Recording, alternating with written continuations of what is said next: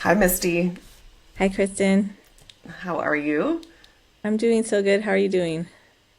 I'm doing good. I am loving. So, Misty and I are based in a similar location in Sacramento, and we're finally moving into fall a little bit here, and I'm feeling the fall vibes. It's like this time of Sacramento for anybody that does not is not familiar with Northern California in the fall. It's the best place to be outside of being on the East Coast in the fall. But I feel like Sacramento, NorCal, it's another great. It's just a beautiful time of year. So I'm feeling good. I'm feeling like we got through the Halloween craziness. I don't know how that was for your family, but it was intense over here. I actually just wrote a little piece about this because my son, who's 6, chose this like really freaky, weird costume that no one knew what it was, but it's like from some terribly awful video game, I guess, that he doesn't even know about, but he chose it anyways. And it was awful and I hated it, but he loved it. So it was all good. How about you guys? Yeah, weird. I was just talking about how, my girls, they're 4 and 8. They pick out their own costumes now, which has made Halloween. There's been a sadness to that because Yeah. I didn't even know one of the costumes either. And then my 8-year-old wanted to do her own face makeup, so it Oh, was really cute, but it looked like an 8-year-old yeah. painted her face. What was she? What She was was she? a vampire. Oh, I Yeah, love so it. but it was cute. So we met through our overlapping worlds in journalism, and I've just always been super impressed with Misty's integrity, both in her work and how she thinks about the work she does and the role of journalism in society. And our collaboration deepened in her role as one of the founding team members at the Central Valley Journalism Collaborative, where I did some consulting last year. And one of the things that struck me most during our time working together was just her like true unwavering commitment to ethical fundraising and grant making. And she just consistently centers the communities being served without exception. And that shows up in the Oh. way she leads. It shows up. It's so true. It's so true. And it shows up, we'd have these strategy conversations and her voice was always just so clear and articulate in the way she thought about this work and the meaning behind it. So I was always just so impressed with that. And in addition to leading that work, she is also the VP and Chief Strategy Officer at the James B. McClatchy Foundation, which is a sunsetting, but they're calling it their Sunrise Plan foundation dedicated to community powered local journalism, multilingual education infrastructure, and inclusive leadership in California's Central Valley. Which, for folks that are maybe less familiar, the Central Valley of California has always been kind of an overlooked region. In fact, I was actually looking, and you all have a stat that the region receives less than 6% of statewide philanthropic dollars, which is wild because it's a massive, massive piece of our state's geography. So the work that's happening there is incredibly important, and the work that their foundation is doing in support of that work is incredibly important. So Misty's just a total badass in this space, and others, I'm sure, but I can't wait to dive in and have you tell us a little bit more about you and your work. Oh, thank you for I'm gonna. reminding me of like who I am. I don't even know anymore. This is one of my favorite parts, and I'm sorry if there's a lag because our videos are a little funky right now, but this is literally one of my favorite things about this is truly women do not stop to reflect ever. Maybe this is just the human condition. Maybe it's not just women, but I do think women in particular and the ones that have done a lot of incredible work, like don't actually talk about their story in this way because it's just always like we're building, we're doing, we're producing, we're creating. And if you care about the impact you're having, then it typically is you're just moving into what's next. And so it is kind of nice to sit in a moment of reflection every once in a while.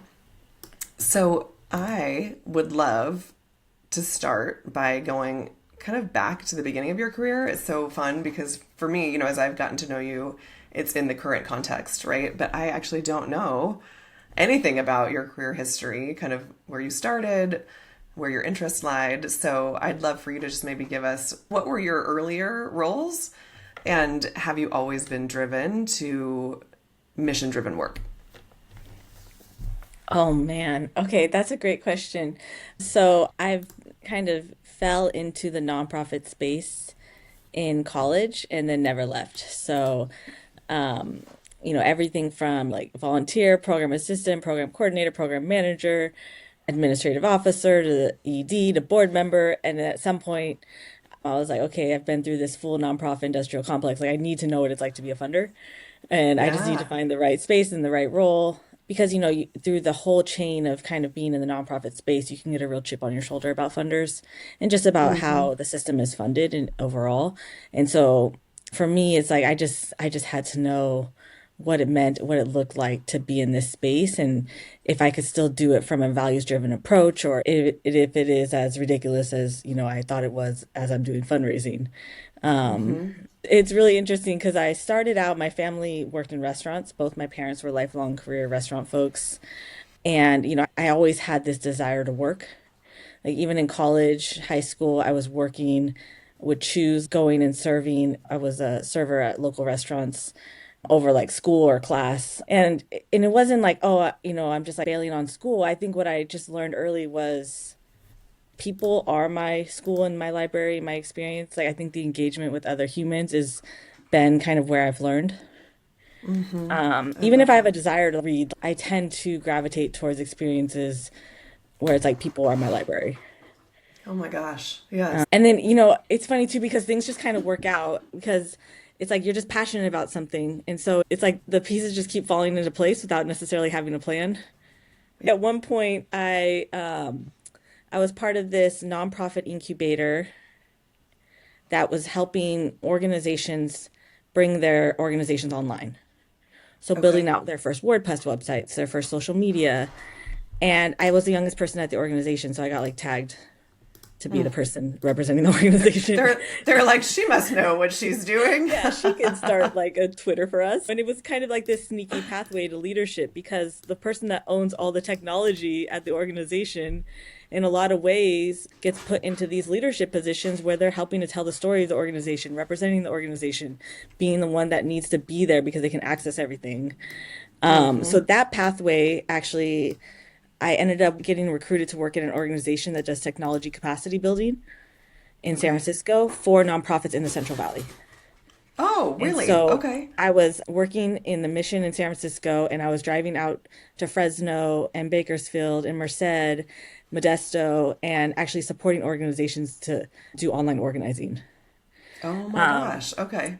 And then I kind of grew from there to be global. So then I was going to Cambodia, Indonesia, London, Berlin, Mexico City, and doing sort of the same participatory technology movement building. Oh my gosh. And so Incredible. that was like my whole 20s just kind of spent on an airplane. Yeah. And I think, Yeah. really bringing all that experience back to now being in a position where I'm grounded and serving the valley again. And that's where my family, is at. And that's where I was kind of raised up and down the 99 in restaurants. That's kind of been the full circle joy of where things are at now. That is amazing. I had no idea. This is why this is the best. Like, what an incredible story. And I'm so curious how that that travel and that work and being in these spaces maybe either informed or kind of like gave you an expanded lens on the work that you were doing locally. Like, how did that work maybe, kind of influence as you're now back in this full circle moment and serving communities that you care so deeply about? I mean, it's definitely made me realize the brilliance that is in the Central Valley of California. That's a region that I mostly focus on in my current work. And continuing to be affirmed, no matter where you are globally, the hyper local kind of grassroots, community based organizations and people are the folks with the most interesting ideas and the most interesting inputs, the most interesting people to kind of like build with. And then I think I love what you were saying earlier. A lot of the stuff that maybe I've had an opportunity to do, it isn't until I look back like 10 years later that I'm like, oh wow, I really did go to Egypt and work with like 12 Egyptian activists around the social economic report card for their country. There's like these That's moments where you're like, wild. That's you wild. just you have like yeah, like at the time you don't want to say anything because you don't want to be like this American Californian showing up internationally trying to do some technology facilitation. It has all the wrong keywords for any sort of humility. Um, so you just have to kind of like let the work and the experiences kind of trust that people sense that aura, right? And like that Yes. experience and those opportunities and allowing for that open-mindedness to continue to be part of the work even when you're doing stuff, where you might consider it be back home. Yeah, yeah. Outside of that specific example, are there any pieces of work or any places that you where you were that really stand out as something that you maybe doesn't influence the work now, but just was such a like an eye opener for you in some of the work that you were doing then? Oh man. A lot of my early lessons working with the Latin America feminist co-ops or working with like feminist-led organizations globally and just seeing how articulate and advanced they were around the type of future they envisioned for, I think was some really early learning that I'm still trying to figure out like how can we show up like that in some of the spaces that we're in now? That level of awareness of the world, I think my husband did a lot of work abroad for many years, and sometimes even I forget that he had this whole wild experience because, but then it starts to come out in these conversations because inevitably it does allow you to, I think, kind of open the aperture around, to your point, what are other people doing, right? We can get so like closed lensed or so focused on the moment or the region that we're in that we forget to be informed or influenced or inspired by so many of these other incredible global experience or movements that are happening. So what an incredible part of your story. I love that. And I love more than anything that you just said people are your library and people are your school. I mean, I've never heard it expressed more beautifully than that. I literally want to, if that's not on a t-shirt somewhere, it needs to be. I mean, that's truly incredible because I'm like, oh, that's it. Yes. Because sometimes I'm like, why do I only want to be with the people all the time? Like anything, any moment in my life that I look back on, I'm like, well, I just wanted to be with people. I love that you just said that. Do you feel like you have always been that way as a kid? Could you have, if you look back on that time as a child, was that how you interacted with the world, or is that something that came later? It's so interesting because I have had an internal identity crisis around this issue, okay? Because this is the thing is I'm the baby sister of I'm the youngest. And my sisters and my dad, mom, very, very charismatic people, very extroverted. So I kind of got put in a situation when I was younger where I was the one that went to college. I was the one that everybody was going to protect. I was the one that like was going to make it. I kind of got put on a pedestal at a young age. Both of my mom was a very young teen mom, my sister also teen mom, so it was like on my 21st birthday we got excited that like I wasn't pregnant yet, like that was or like we made it and she like graduated college. So I think I was kind of the nerd, I had this Yeah. like persona to keep up that was so academic or something, but it wasn't until really I moved away from home when I was 17. It wasn't really until that point that I was able to kind of break from that identity a little bit. And I don't have the pressures of the older sister immigrant daughter. I don't have that pressure. My sister probably has more of the pressure of being the older sister, so I got to be a little more rebellious as the younger sister too. So I think between being seen as smart in my family and then also just being rebellious and doing whatever I wanted, I kind of realized what worked for me at some point, even if I didn't talk about it. Yeah. Yeah. Yeah. How do you think that manifested when you think about what worked for you? Couldn't you put words to that? I think it plays into kind of what you were saying about, like when did you realize that people were part of the work? Yeah. I remember I would create like curriculums for myself because I could never find I started grad school multiple times and dropped out like first Okay. quarters. I could never find something that was exactly what I wanted. So I would always create these like curriculums for what is my own education that I'm going to put myself through. And whether that would be traveling or making certain things or learning a new skill or hobby or meeting certain types of people. And, I just realized that was actually a way that you could make a life kind of doing that and being adventurous rather than just following this playbook of like what it means to be successful. Oh my gosh, you are literally speaking all of my words in my language. Like, yes.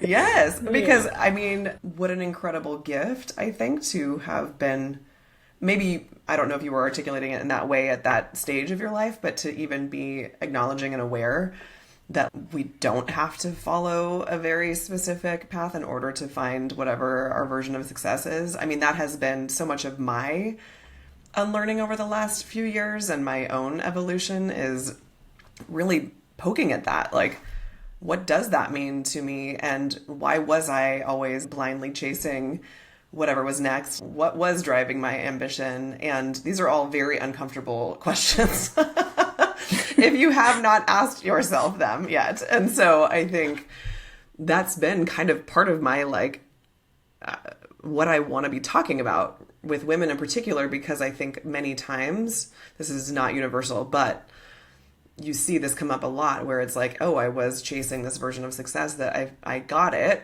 And then, in fact, one of my friends that I just interviewed, she said she realized one day it was like an itchy sweater that she had to get off. Like, Oh, she was it's so like, this good. is, right? I was like, Yeah. yes. She's like, this is, I had all the things. Like, I got all the things that I was supposed to want to have.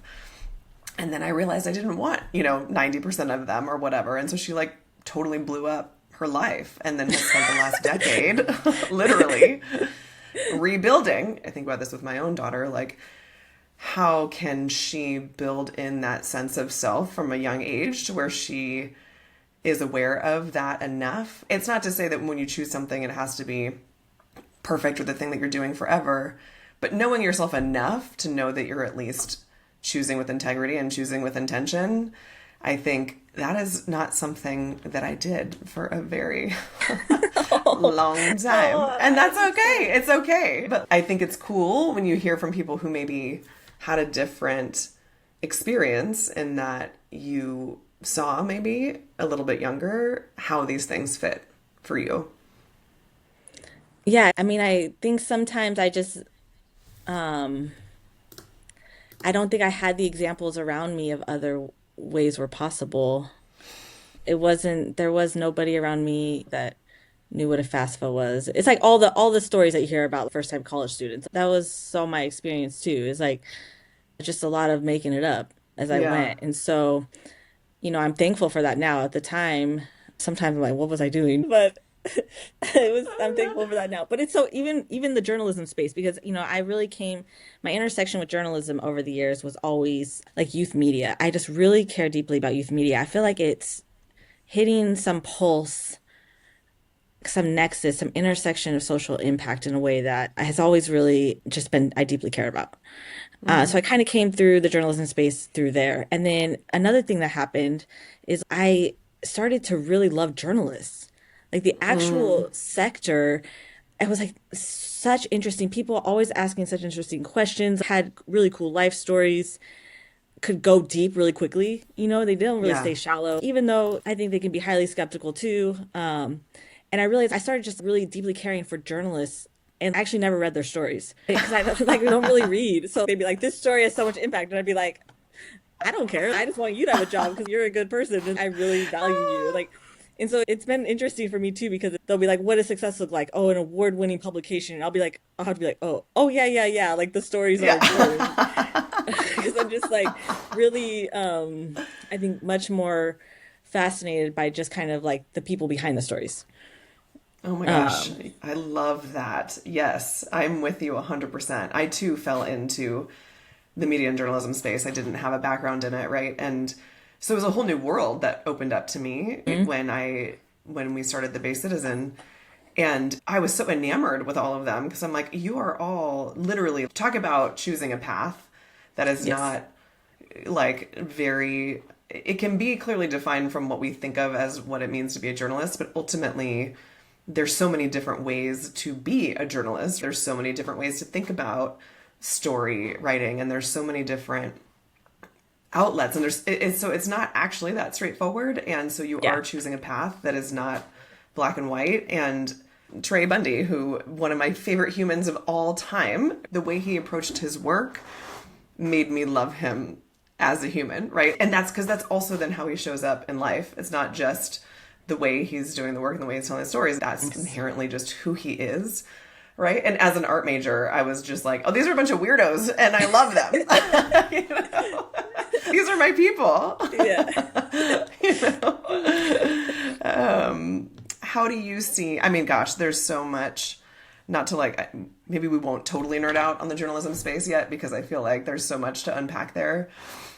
But I love what you were just saying about youth media, because I think this has been I am so hell-bent on this, that I really do believe that the future of journalism hinges on our ability to engage young audiences, because ultimately you can't tell somebody to care about journalism and the importance of it to our democracy. You can't convince somebody of that when that ship has already sailed, or when somebody has decided that every major media publication is, a farce or is filled with misinformation, whatever the case is. And so I think our only shot is to get them while they're young and get people engaged in these conversations from a really young age.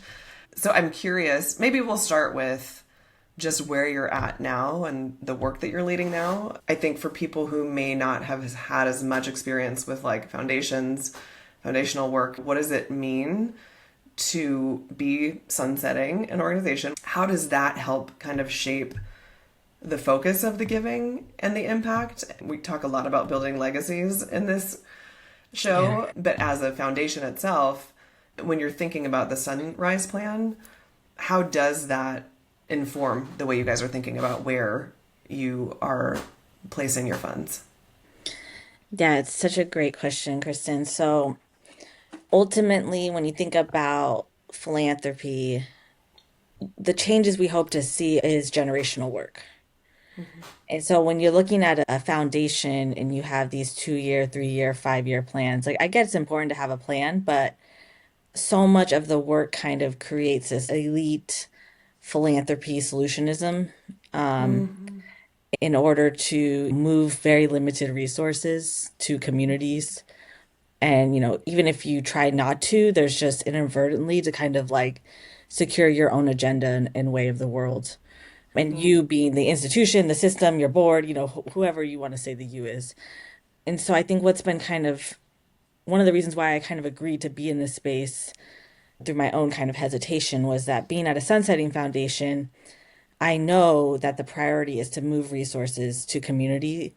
And we always say in nonprofit space, make ourselves obsolete, right? That's the goal.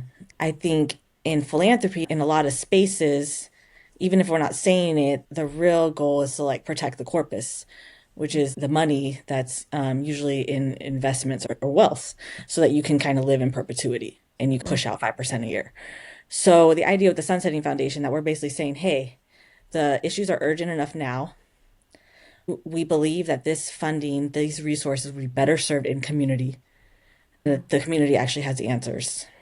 Mm-hmm. I mean, we're going to live that and practice that by strategically spending the money, but also using our platform and our leverage to uplift the Central Valley as a place to invest in. Mm-hmm.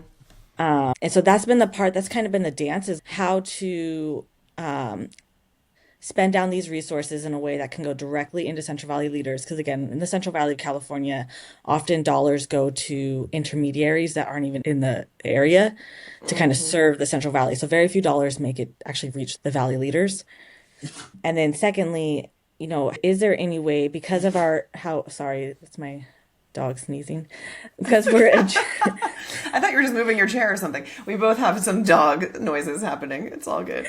And then because we're adjacent to wealth and adjacent to all these networks and we have a really rich team, what does it look like to partner with community to actually uplift the Central Valley as a place to celebrate, change the narrative around resource? And just knowing that by 2030, we would have essentially closed our doors. And then trusting that, I think there can be a real scarcity mindset of what's going to happen when you're gone. And I'm really working on this narrative and learning from other folks, but it's like we're joining a river, a movement that already exists, and trying to build capacity in it, and it will continue after us, and we have to trust that rather than building up an empire that's going to crumble when we're gone. Yeah. So I think there's lessons learned along the way, but we're around for such a short amount of time, kind of in the longer vision of the work. I do kind of trust that it will evolve too. The organization or institution might be going away, but all of these staff and all these networks that we've been a part of, especially in the Central Valley, you see the same leaders and it just might be Yeah, called different things over time. totally. Yeah, totally. So Yes. that's where we're at as a foundation. And yeah, does that answer your question? 100%. No, I literally Okay. was going to say, can y'all see and hear why I fell in love with this woman? I mean, the way you talk about it is just so, you have such an intention. And I think that vision and the lens that you bring to the work is very unique. This is, to your point, this is not the way every funder perceives the impact that they're having. And so I think having you speak into that, it just shows that there are other ways to do things and there are other ways to be thinking about what impact even means. So thank you for sharing that. When we think about the journalism piece specifically, what have you seen over the last few years, especially with the launching of the Central Valley Journalism Collaborative, as you're focused in this space? What have you seen change or evolve by entering into these conversations, right? And by bringing a bit of a spotlight to the fact that for those that, again, maybe are a little less nerdy about the journalism space, there's news deserts all across the country. The Valley has many where you have communities that have not been served from a local news perspective for a very long time. And so this concept of being able to bring that back as one of the biggest investments in these communities is a big deal. So I'm curious kind of what you've seen over the last few years as it's evolved. Yeah, I would say we're trying to intentionally invest in the civic ecosystem. And so, thinking about like the grassroots leaders who take on everything in the valley, they end up like any social or economic issue happening, they're taking it on. Then we really focus on centering multilingual learners and students. And Okay. then the third kind of pillar of that is media and journalism at the intersection Mm-hmm. of democracy as well. So I think from the very beginning, it hasn't been like, oh, we're a journalism funder. It's like, no, Right. we're a Central Valley funder. We care about civic engagement. Journalism is a critical part of this story. And I think that that is true now. So I think that's what's really changed is when I first started this work 6 years ago, many folks, and there is like First Amendment folks that have always got it. But again, when I first started this work, First Amendment, when I would ask people what that means, they would like talk to me about guns. Like we're just like that was, so it's just like there is Wrong like one. that. So like, yeah, like that was happening. I don't think that journalism and media was seen just as much as journalists often see themselves outside of community as neutral facilitators of it. They didn't see democracy and journalism so intertwined. Where I think now there's been national recognition, there's been external impacts, kind of the local market failure of news, the impact of not having quality news in some communities, and then folks like us too on the ground trying to intentionally weave the narrative over time that like no, you can't have a democracy portfolio without journalism. You can't have a Right. democracy without journalism. That's a major sign of your free press goes away is like a major sign of the fall of democracy. And even if you don't care about democracy, because again, it's not even about that word, it's just about the health of our communities too.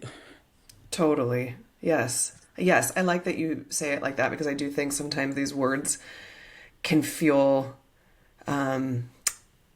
there's a weight to them that is important, and yet it also kind of feels like it takes it away from the reality of just our everyday, like Yeah. democracy, amendment, all of those things. Yes. And it really is just literally how are we showing up in our communities and with each other, and how are we being informed about the places that we're in. These are just real, tangible, everyday things, but I don't know that we were, I think maybe we were talking about it back then, but not in that way that feels like it's actually human. you know, Yes. like this is your actual everyday life, right? What do you think?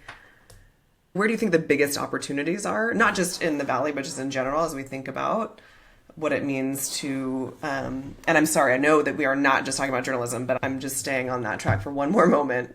Where do you think there is big opportunity as we think about what the future of local journalism looks like? It's so funny because I have like some opinions about this, but then, a real litmus test on it sometimes for me is going to these big national conferences and hearing what other people are saying. And if I agree with everything they're saying, then I'm like, oh man, I'm in my own echo chamber. Like I've crossed over, because I should be annoyed by whatever makes it to the national stage at some point. I should be Yeah. annoyed by that answer. And like, so I found myself lately agreeing with like, Oh, these interesting. big thinkers, and I'm like, oh, I'm somehow disconnected from the root. But I, I would say, and I think this is really resonant right now for what a lot of people would say is hyper local and local is where it's at. And in terms of just what type of infrastructures you want to build, what type of news you want to focus on. We in the Central Valley, we've seen the organizations or the community leaders that have really tried to fill information or news gaps in their areas. They do it for their areas and for the people they know. And that's been where I think I've probably seen the most impact, traditional impact around this work. I also think so funding for journalism has traditionally been focused on like beats. Like, oh, we're a health funder, so we're going to fund healthcare reporting. Right. Right. We're Right. education funders, so we're going to fund education reporting. And I think that there's this dissonance or there's this understanding that like maybe some of these legacy outlets, some of them have evolved, but some of them it's like they're still not necessarily representing community voice. There might have been histories or legacy of community harm actually, or like erasure. Even if they are, an important public record, I think the disruption of news offers opportunity for some of these voices to come forward. So, where I get more excited when I hear folks talk about this work is when they're actually audience specific versus topical. Like when you're Ooh. funding for a specific, and not even region specific, but when you actually know, like, I really want to reach bilingual parents, or I really want to reach the Punjabi community in my area, or we're really serving just the 4,000 households in Ivanhoe. We have our community, we want to serve those 4,000 people.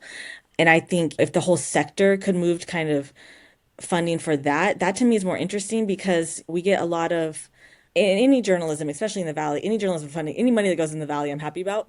So I don't want to Yeah. deter people from funding in the Valley, but if you just keep funding, the same kind of health news, maybe you don't get to a place where you're actually reaching anybody new.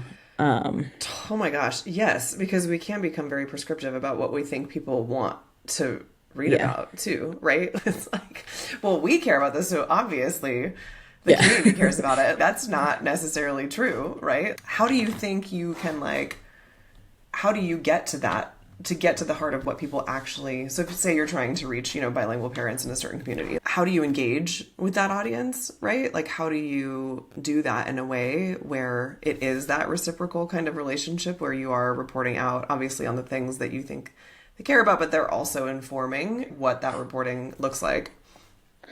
Yeah, it's so hard because one, you just have to sometimes work with who shows up and not be Yeah. perfect about it.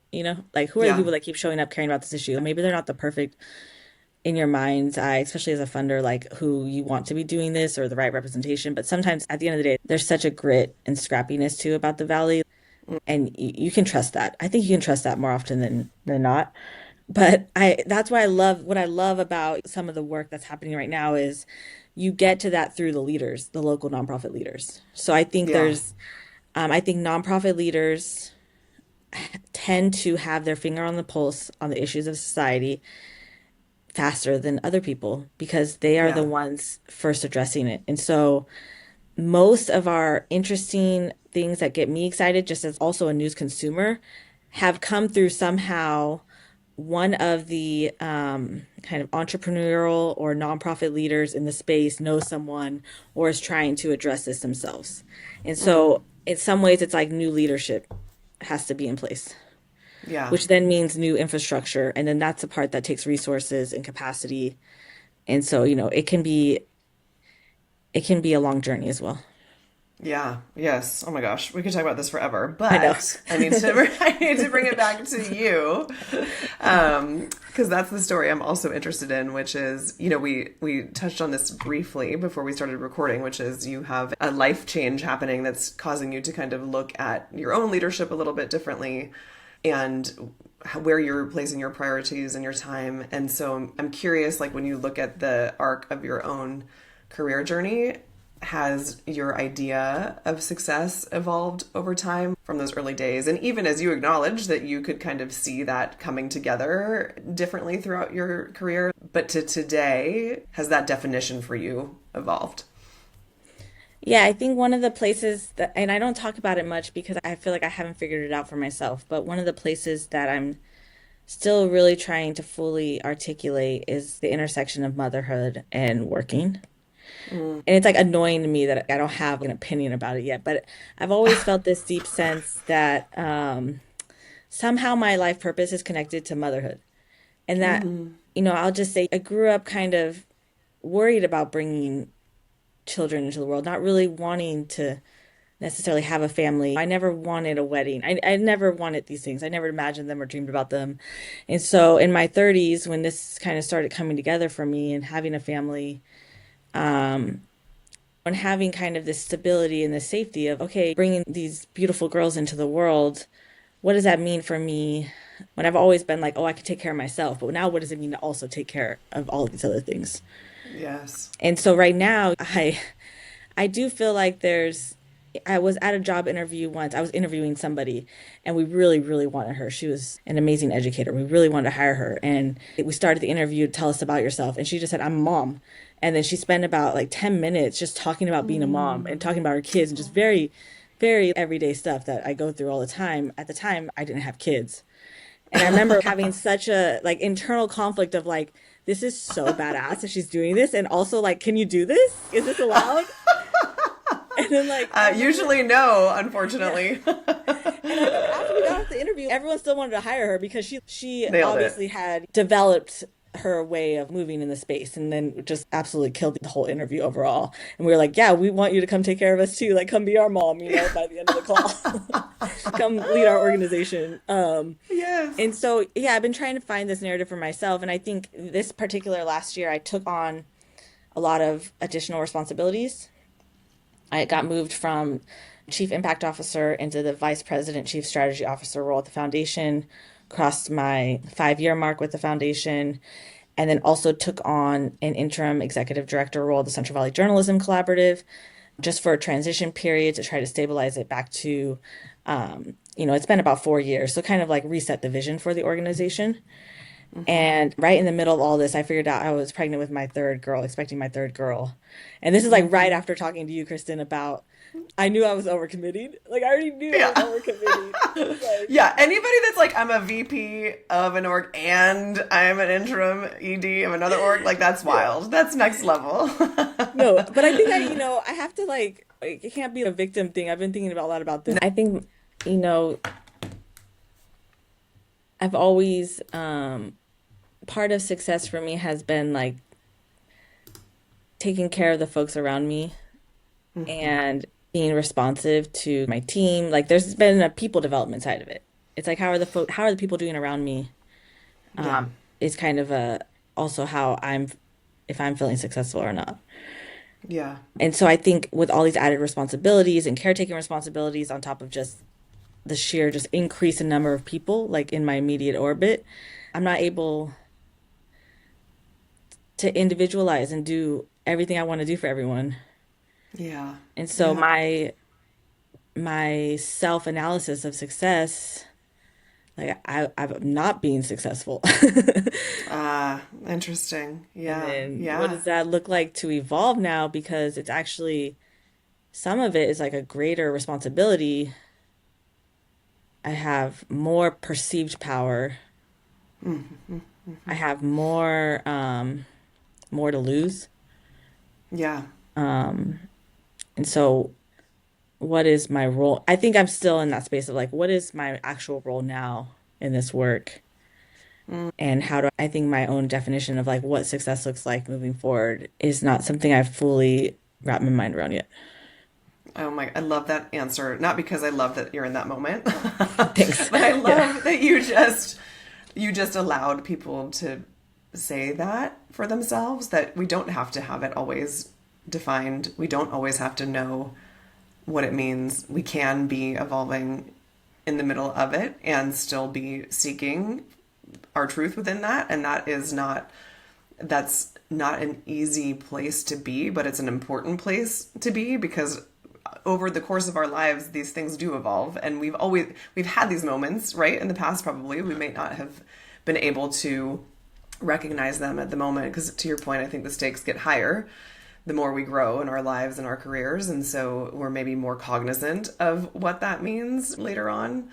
I typically end every conversation by asking, what does building a legacy mean to you? Because in my mind, it's similar to the conversation we were just having, which is these are the things that we're building in real time. These are not the things that we are just leaving when we die. It is, what is the impact that we want to have? Why do we care about that impact? And I think I kind of want to hold on that one though for you, because I think you are talking about it. You're already saying it by talking about your care for other people, your care for the work, your own place in that. So I will say, answer it if something comes to mind. And also, I want to leave room for it to breathe so that when I bring you back, because there will be a part two. I mean, I would love to be able to have this conversation in 6 months or a year after you've had your third child, right? So much changes in these moments. And so, long-winded way of saying the floor is open, but we can also hold that one for the next time. No, I love the idea of checking back in after I've had my third kid and seeing seeing what has evolved or changed and or maybe some enlightenment through this process. Yeah, I would just say we think a lot about legacy at my work, especially because we're going away. It's actually made me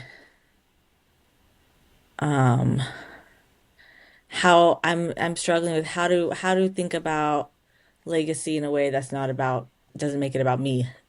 And Yeah. is that the right way to do it right now, or is that us once again just decentering ourselves as women leaders? I don't know. I'm still in the messy parts of that one, so I appreciate the hall pass.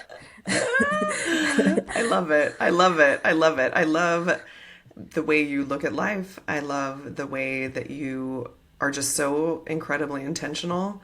I love everything you shared. I just really appreciate you, and I appreciate the relationship that we've gotten to form. And I deeply appreciate you taking some time, because holding two massive roles amidst also becoming mom by three is a Yeah. lot. So thank you so, so much for spending some time. Thank you, Kristen. I so love talking to you. So thank you so much for having me. All right. We'll see you soon. Okay, I'll talk to you soon. Bye. Bye.